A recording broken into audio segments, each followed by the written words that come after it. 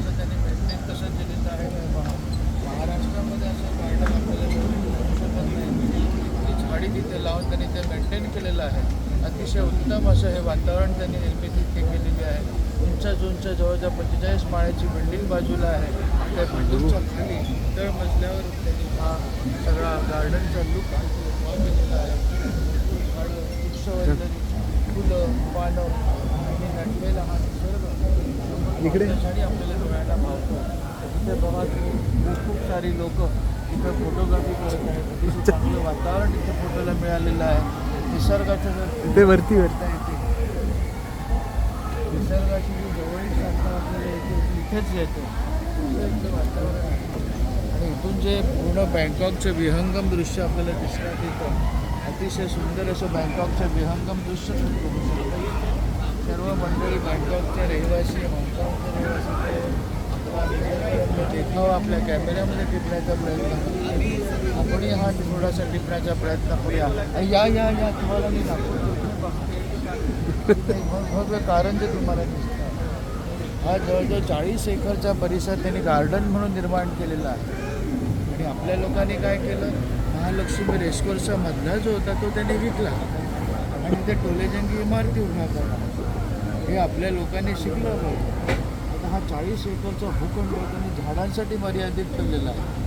झाडं आणि झाडं कारंजे आहेत, पवनचक्क्या तिथे लावलेलं आहे. तसं सुंदर असे हे वातावरण त्यांनी इथे निर्माण केलेलं आहे.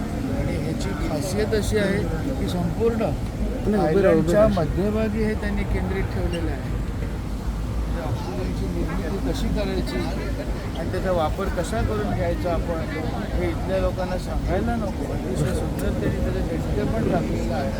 खाली बघा गाड्यांचा वेग बघा. अशी 90 किलोमीटरच्या वेगाने गाड्या जात आहेत. ही एक कमालच आहे. आपल्याकडे मात्र आपण दत्तून वाट काढत कुठं बघा मेट्रो इथून मेट्रोही जातं बघा. आणि आपल्याकडे आता येऊ घातलेली आहे. म्हणजे आपण आणखी 10 वर्ष आपल्याला पुढे जायचं आहे. इथे मेट्रो आपल्या समोरून जात आहे. मेट्रोचा मार्गिका सुद्धा दिसते, स्टेशन दिसतं आहे आणि खालून जाणारी गाड्या दिसत आहे. पूर्ण मी सुशोभीकरण कसं करावं हे यांच्याकडून तरी आपण शिकलं पाहिजे. सुशोभीकरण आपल्याकडे घाण कशी करावी हे आपण शिकतो. कसं थुंकायचं हे आपण शिकतो.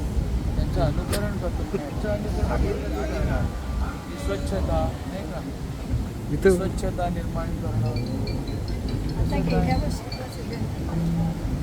तुमचं काय मत आहे? तुम्हाला काय वाटतं ह्यामध्ये काय तुम्हाला आवडलं की आपलं तुम्हाला इंडियाच आवडतं?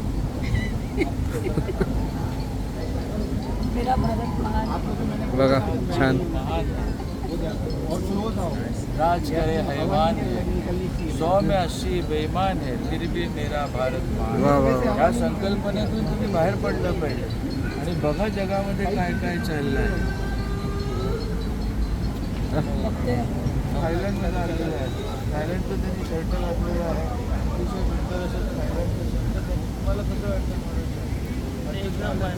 एकदम मस्त आहे आणि भरपूर सिनरी बघायला आहे. खायला कसं मिळतं इथे? इथे मस्त खायला भेटतं. इंडियन पण खायला भेटतं. चिकन खाल्लं, चिकन क्रिस्पी खाल्ली, चिकन लॉलीपॉप खाल्ले.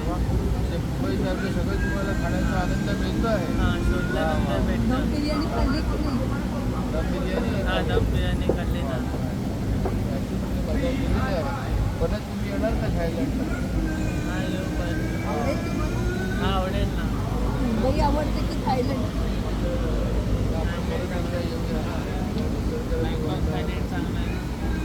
थायलंड इथे संध्याकाळी वॉक घ्यायला येतं, पण फिरायला येतो, कोणी गप्पा मारायला येतं. वरती तर तरी बंदी चालू आहे.